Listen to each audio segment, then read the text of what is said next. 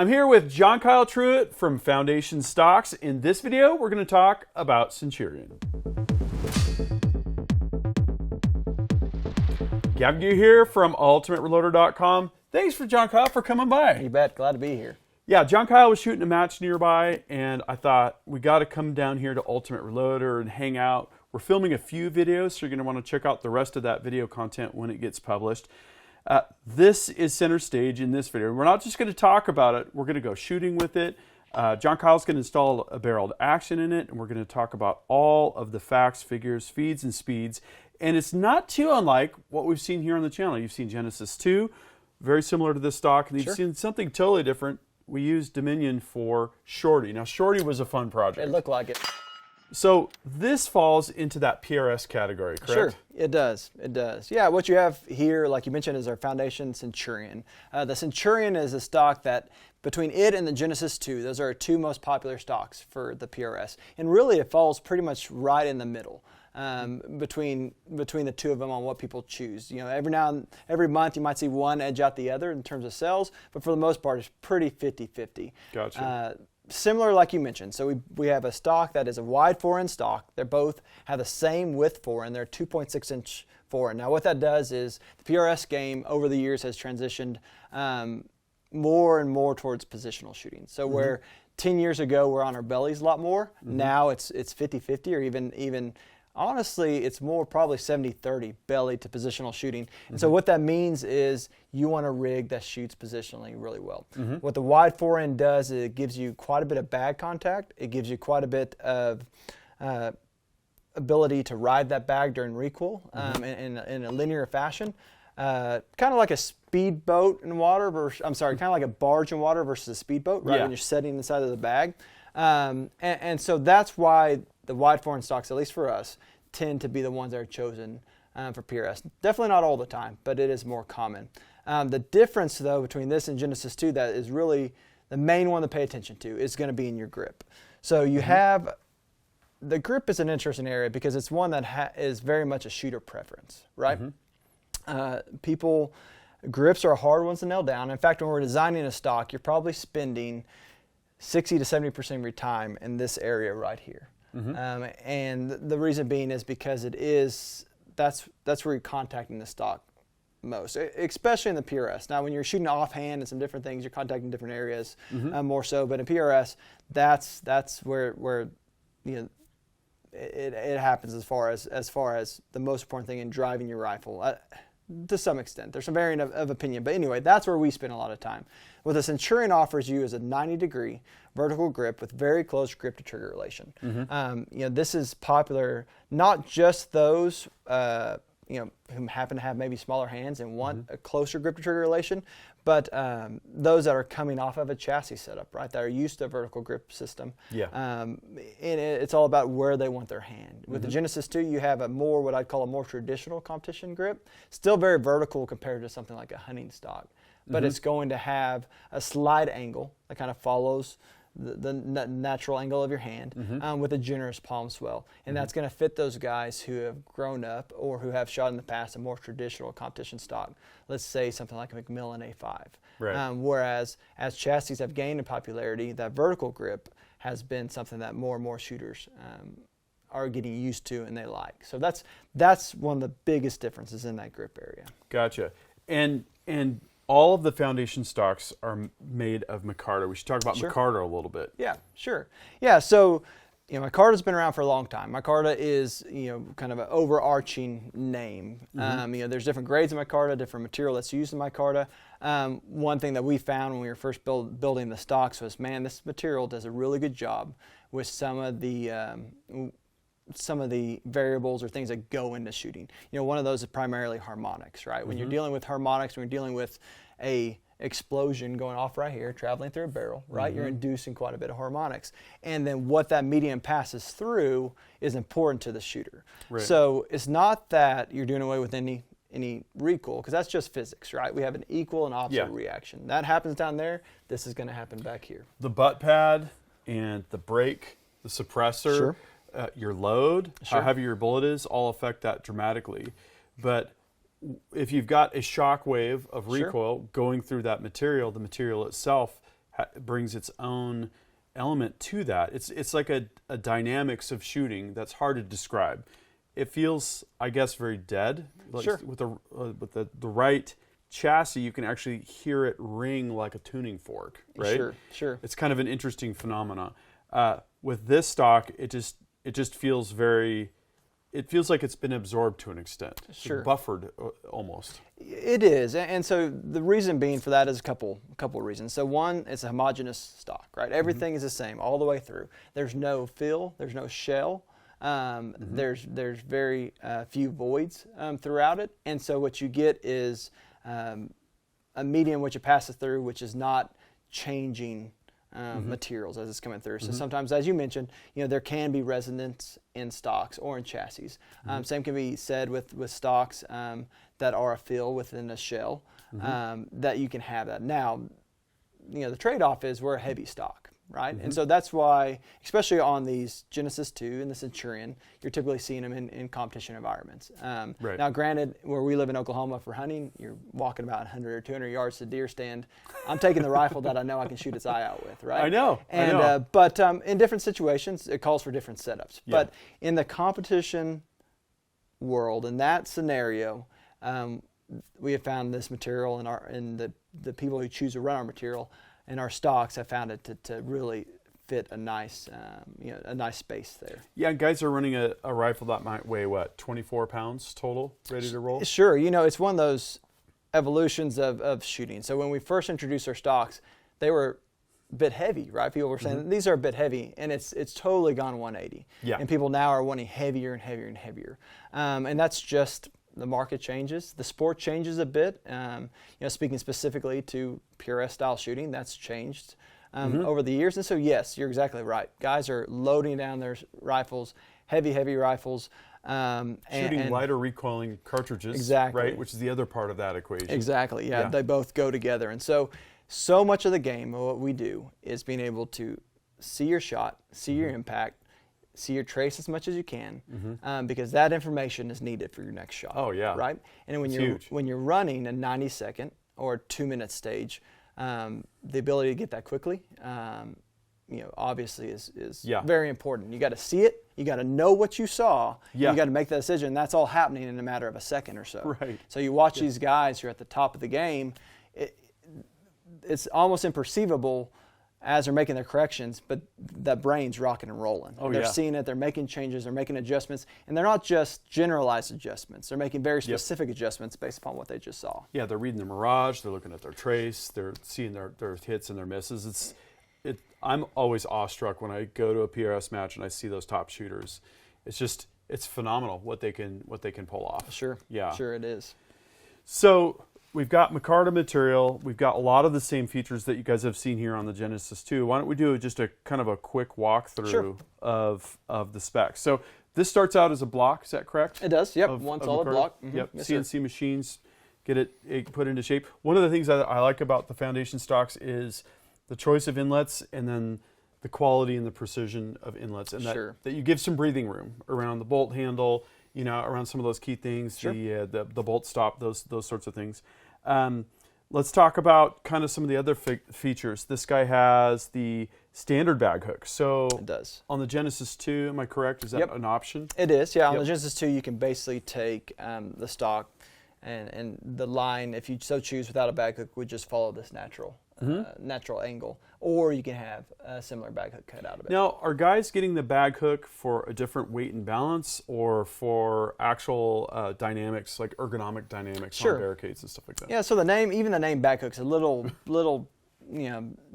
not disingenuous, may not be the right word, but your bag doesn't go into the hook, right? So when we're shooting, our bag for elevation is going to go right here, right? Yep. Where the bag hook comes into play is sometimes in interesting positional shooting, where you're trying to go modified prone, which is, at least for the Okies, is our position. If we can get that bipod down, we're going to go modified prone, right? Versus going on a bag. And so that being the case, sometimes what you actually find yourself doing is you're actually not putting your bag in this location. You're actually using your hand there as you manipulate your bag a little bit more. Yeah, so gotcha.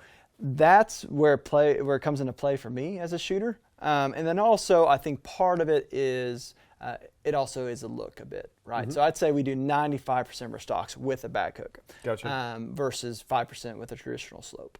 It does give it a little bit more of a modern appearance Sure. in that PRS Sure. context. Sure. This material, again, one more note about Micarta, same compressive strength as aluminum. Yes, within a few percentage points. Right. So what that allows us to do is, you mentioned the inlets earlier. Inlets we pay extremely close attention to. It's one of those deals where that's where the rubber meets the road, especially in a system where it's drop in and go, right? Yep. If you're planning on having everybody bet a stock or planning on having a gunsmith work on every stock, then it allows you a little more breathing room, I guess you will. But all our stocks are made to be dropped in and ran. And the proof's in the pudding. These things shoot exceptionally well. You've got the top guys in the sport running unbedded foundation, dropped in. And the reason they're able to do that is because we pay extremely close attention to our inlets for both our bottom metal, our action inlet, also our pillar height offset, which is set in the material, like you mentioned. Because of the compression strength of our material, you don't need pillars. Right. So you take those pillars, you chuck them in the trash, or you use them to decorate your Christmas tree in one of those strings, like you do with those old popcorn kernels. Right. But yeah, so that's a very important part of this material, is that it can do that. Yes, Nice. sir. That is so awesome. And vertical grip on this guy. That's going to be fun to try, and a little bit closer grip to trigger relationship. We've got an M5 cut on the bottom. Yes, is sir. what I specified on this one. Specifically for Hawkins. Yep, and we've got the Hawkins M5 DBM right here. Sure. That came with the action screws that we're going to use. Yes, sir. For the install.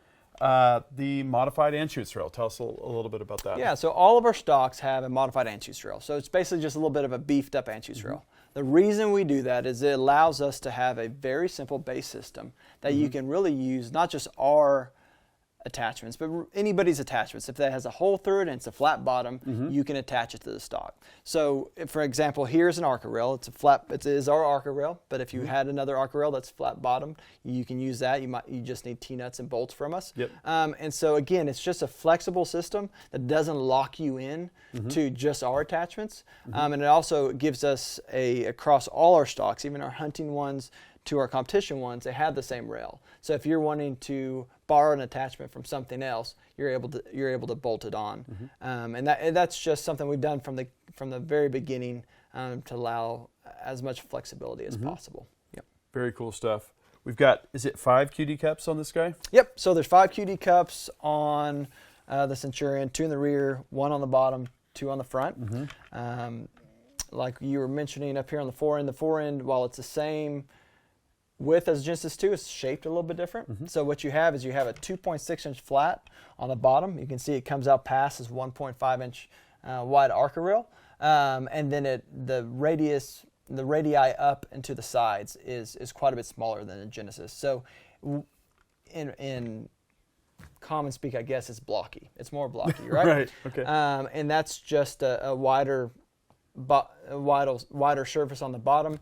When you're running an Arca rail, it's 1.5 inches already, so that's your lowest point. Some guys do prefer to run with a Centurion, specifically a shorter Arca rail, and then have their bag contact that full 2.5 inches, if that makes sense. So again, that's a preference thing. Overall, the width is 2.6. Originally, that was designed because when we started shooting PRS, we would cram into corners a lot. So as you cram into a corner, one thing we don't want to do is we want to put deflection on our scope bill, right? And so the 2.6 inch Forend allowed us to do that.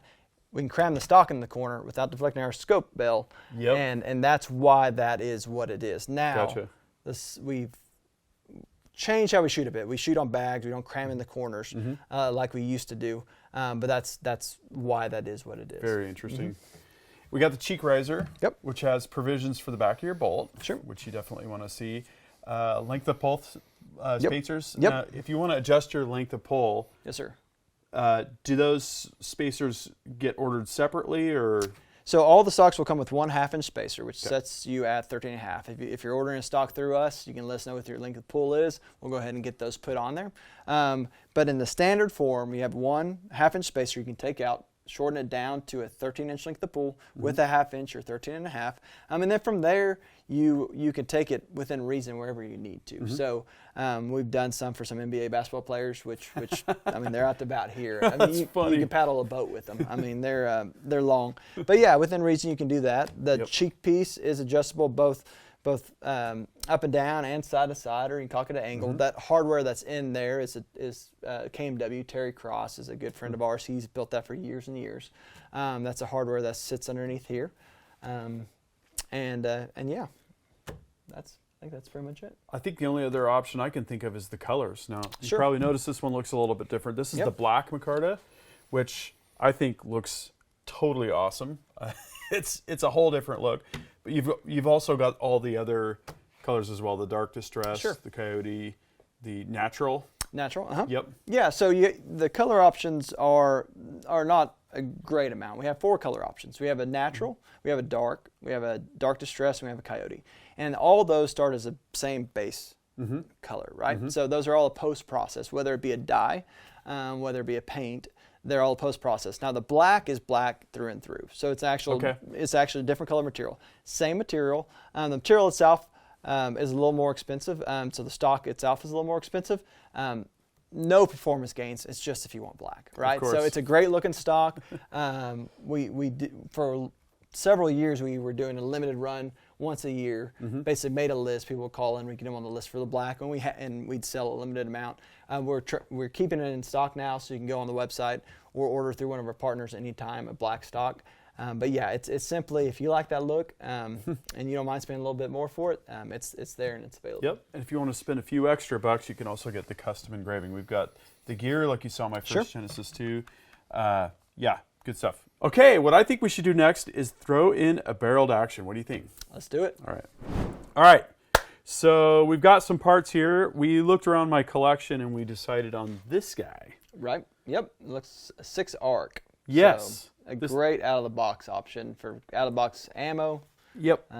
Very similar shooting profile to 6BR. It's what I actually have my practice rifle in to be able to shoot box ammo. And have a similar recoil profile and to my match rifle. Yep. I think you hit the nail on the head. You're not going to find 6BR factory ammo down at Sportsman's Warehouse. Sure, right? You're not going to. Yeah, but Hornady's done a great job with the 6 arc and having it available, having an ammo that is extremely accurate out of the box, and it's just the easy button. Yeah, this is the same barreled action we used at the Rock Check Olympics for the ELR stage, and so we've got the stock here. We've got the Hawkins Precision M5 DBM. Yep, we probably inlet upwards of 90% of our stocks for the Hawkins bottom metal. They do a great job across their line. And one of the great things about the bottom metals too is that they keep the same profile, which you think would be pretty common, but a lot of times you don't see that. But across this, if you want to run the DBM or the Hunter Mag or the BDL, the inlet is the same. So you can effectively build different rifles with the same inlets. Yeah. Right? So let's drop the bottom metal in. It's a nice smooth fit. Nice. And that's something that you actually pay careful attention to when you're doing your final cuts, is that correct? We do, yeah. So on the bottom metal, it's one of those things that when a customer receives a stock from us, we want it to fit right. We want it to be correct. When they put it in there, they can tell that this is what it's made for. So actually, specifically on the bottom metal, that will actually be we'll cut the bottom metal, we'll fit the bottom metal, intentionally will be a little bit tight, and then we'll run an offset pass to where the bottom metal fits not too tight. If you have to get a hammer, you've got the wrong bottom. Got the wrong bottom metal. But we want it to fit snug. Yeah, it's not rattly. Right, doesn't have a lot of movement in it, and we want it to be nice. be like it's made for it, right? Yep. So I always pay careful attention to the trigger shoe itself, making sure that I'm not gonna take that fragile part and whack get this out of the way. Okay. Do you do yours vertical like this? I do my vertical. Yeah, just ensures that you've got that recoil lug seated against the back wall. Yep. 3/16. Yep. I typically start with the T-handle just because it's a little bit easier. Yeah. I'll start that front one. Back it off just a touch. Yep. Yeah. Snug the back one. Back it off just a touch. Okay. And then I'll take a torque wrench. Our recommendation is 55 inch-pounds. Not foot-pounds. Not foot-pounds. 55 inch-pounds. You go in there, and I always do the forward one first. Yep. I'll snug them both, and then I'll come back for the final torque. Nice.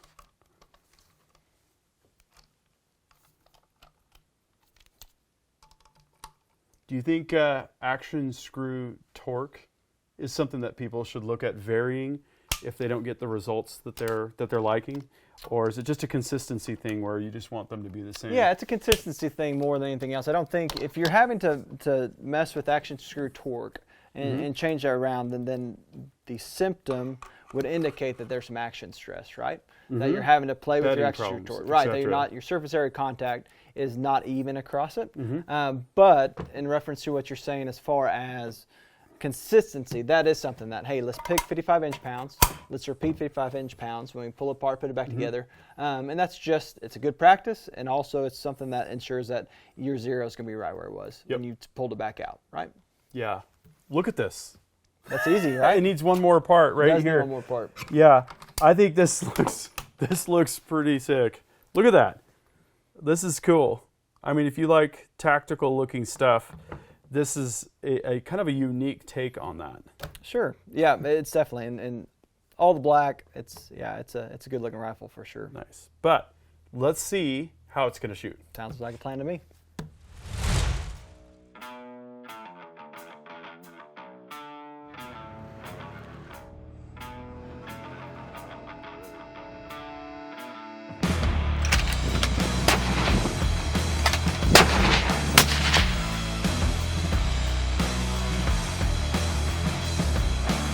All right, Gavin, the tank trap. And drop it in, slow as smooth, smooth as fast, right? So I'm not rushing it.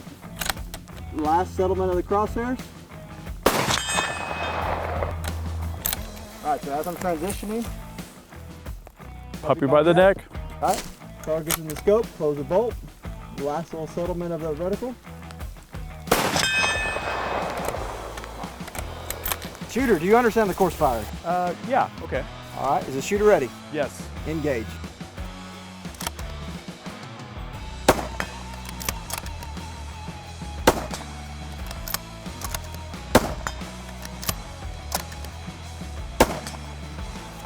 I like how the rifle's just sitting and it's not recoiling.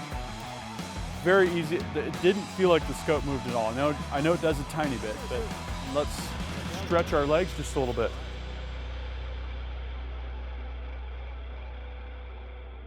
All right, Gavin, so here we have a log. It's another positional shooting. Now, if it was long ways, I'd run a bipod rear support.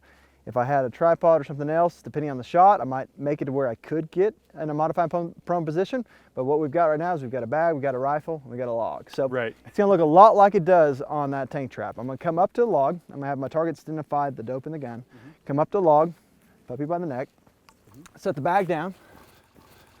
I'm gonna come in, again, I don't have the mag in there, but I would typically have the mag in there, roll it to the mag, and I'm gonna come down. I'm gonna leave it up right now a little bit because I'm gonna come down the target. We didn't try this before at all, so this is completely as we would shoot it.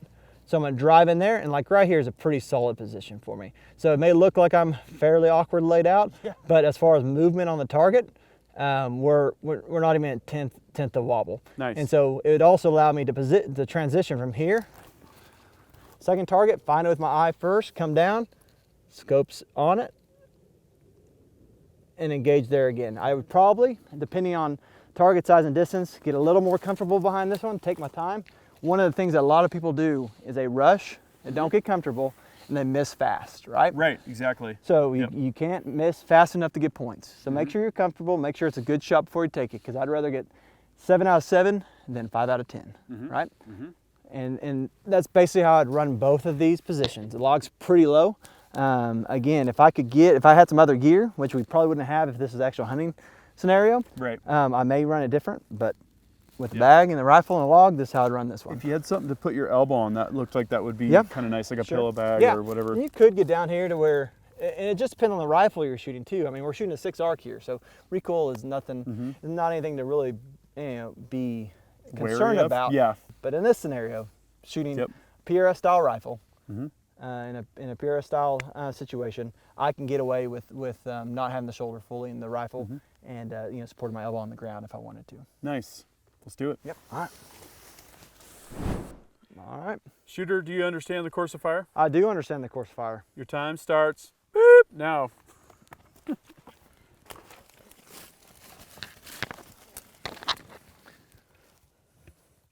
All right, rolling into it. It's one thing that sometimes in an environment like this, you're going to want to roll out. If you can't find your target, come back in, Target acquired. Bolt forward.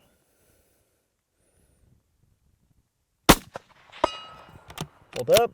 Second engagement. I see where it hit. I like it. I'm sending the same shot. All right, moving to 1.3. Move my dope. Transition. All right, coming in. Acquire the target. Bolt forward. Steady the last little bit of reticle. All right, and so I saw that. It went off the right side of that target. I'm gonna make my adjustment. I'm gonna come over.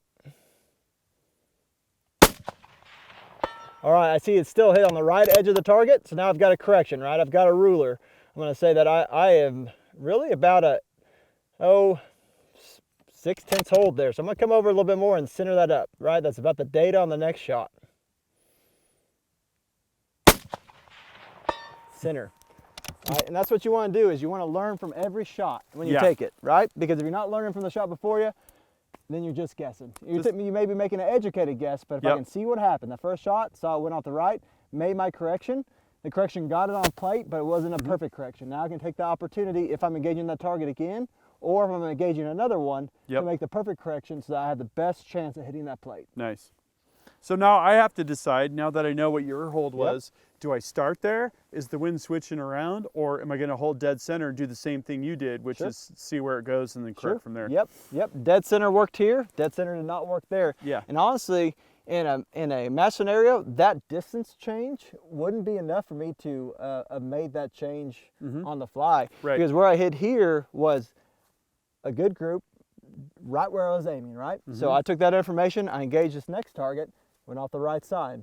And from there, made the correction. I saw it went off the right side. Didn't see exactly where it is. It's raining a little bit. It's damp, so we're not seeing exactly where the bullet's going. Yep. But I made a correction, hit the plate, and from there, now I've got good data. Now I can make the perfect correction to the next follow-up shot is dead center. We want to give ourselves the best chance hitting that target. Nice. Good stuff. All right. I'm gonna give her a try. All right, shooter ready. Yes. Time starts now. Okay. Okay. Go back down to 0.5.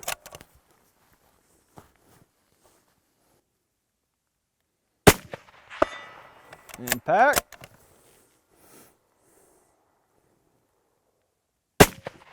Impact. Target 2. Come up to 1.3. 3. There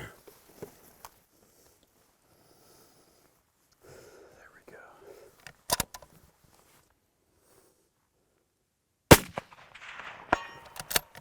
That was slightly off the left edge there.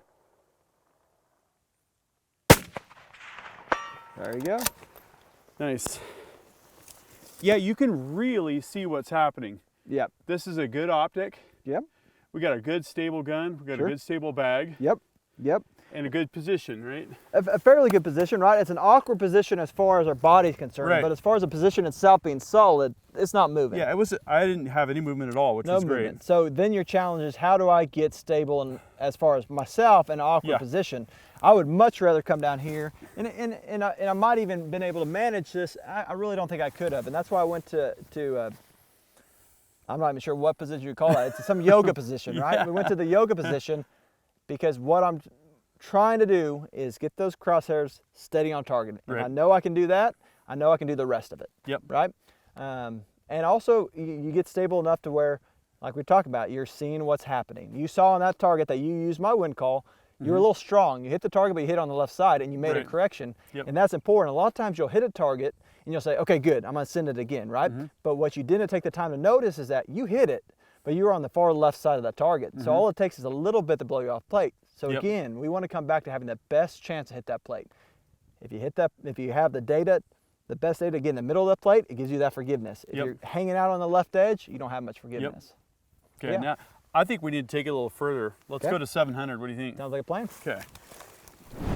All right, John Kyle, this one is really straightforward. We got a target straight out at 706. Okay. Nice round gong.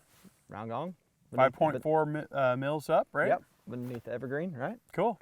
So we're a little bit of wind, don't have our wind reading stuff, but honestly that's good because what we're trying to do is see what we see and make our corrections, right? Yep. So we're going to go in it with our best guess based upon the Kentucky windage, right? I'm gonna give it a little bit. I'm gonna give it some left. I'm gonna get down and see what I see through the scope, and we're gonna see what we got. Sounds good. All right. There she lies.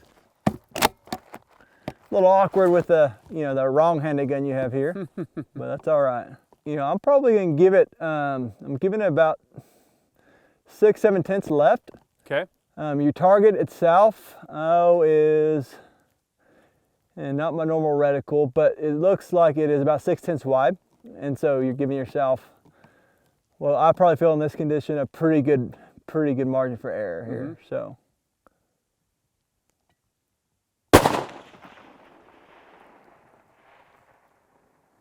All right, I'm gonna bring it over some. More wind or less? I'm actually gonna bring it in less wind.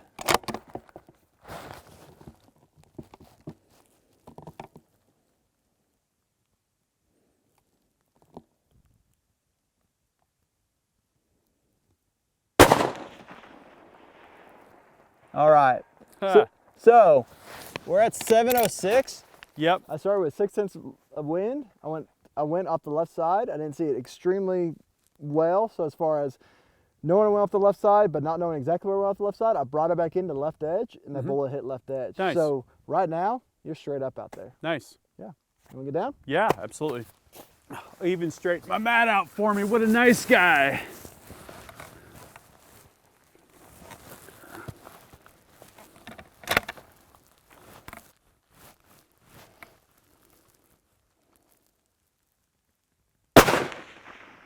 Oh. I saw that good. Okay. We still got a little bit of splash on the dirt. I'm going to take it to left edge. Okay.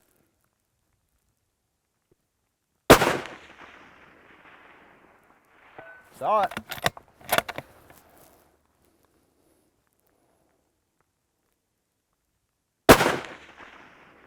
Impact. Okay. So, I mean, that's really the key thing is, in a match, I'm okay with missing the first shot. You don't want to. Sure. But you not the end of the world, right? You shouldn't miss your second shot, right? Right. Take what you've seen, try to see every hit, Yep. and make your impacts. So that was a lot of fun, and it was fun to pick up some tricks from you and watch you shoot, Sure. learn your style, that kind of thing. Sure. And Centurion, I felt right at home with it. I think obviously the big difference is that grip angle compared to my Genesis 2. Yep, it is. They shoot very similar. Like we spoke about, the forend profile is a little bit different. Yep. But the way you drive it is going to change some because of that grip. And 6-arc, what a sweetie pie, huh? In this heavy of a rifle. It is. Yeah, but like we've talked about before, that's my go-to if I'm going to open up factory ammo and shoot, or my backup rifle, or if somebody needs to shoot.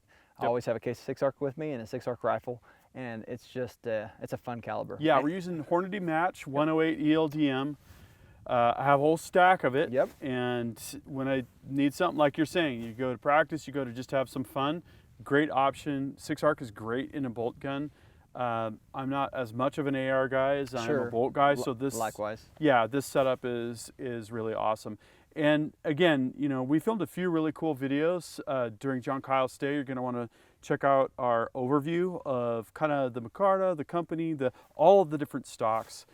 We talked about some of your competitive standings. Sure.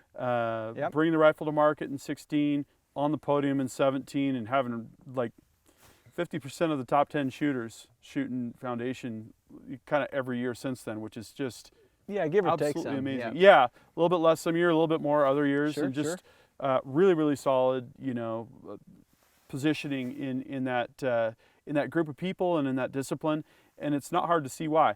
Don't forget, you can get this special black. It used to be special order. It was. It used to be once a year. We had a list and we'd run them once a year. Now we're keeping it on hand as much as we can. So yeah, you can get the premium black Micarta from any of our partners, from ourselves directly. Yes, sir. Yeah, so if you like a vertical grip, check out the Centurion. If you like that little bit of angle, maybe the Genesis or Genesis 2, a lot of different options to choose from. And you're going to be seeing this stock, probably with a bunch of different barreled actions in it, on the channel, so stay tuned for that. Thanks again, John Kyle, for coming out. You've got a beautiful place. Thank you for having me. Thanks for coming. This is something else. This is how I like to entertain. We don't have this in Oklahoma, so yes, sir. Appreciate it. True, and I wish all you could be here. There's no way to really experience this place other than really being here. I hope you get a little bit of a hint of what it's like through the video.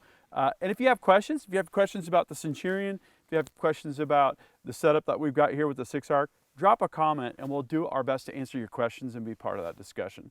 Thank you all for watching. That concludes this video, and that means it's time to wrap it up.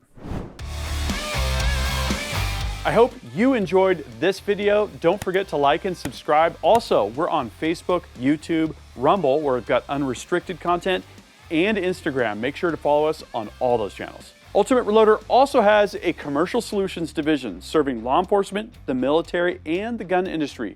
We have some unique capabilities, including a comprehensive suite of recoil testing and evaluation capabilities, trigger profiling, and more. If you're interested in custom rifles like what we build here on the channel or gunsmithing services, you're going to want to go to rifles.ultimatereloader.com and get on the wait list. If you want to learn lucrative gunsmithing like what I show here on the channel, including building custom rifles in Cerakote plus a whole bunch more, you're going to want to check out the Colorado School of Trades, schooloftrades.edu. Thanks again for watching.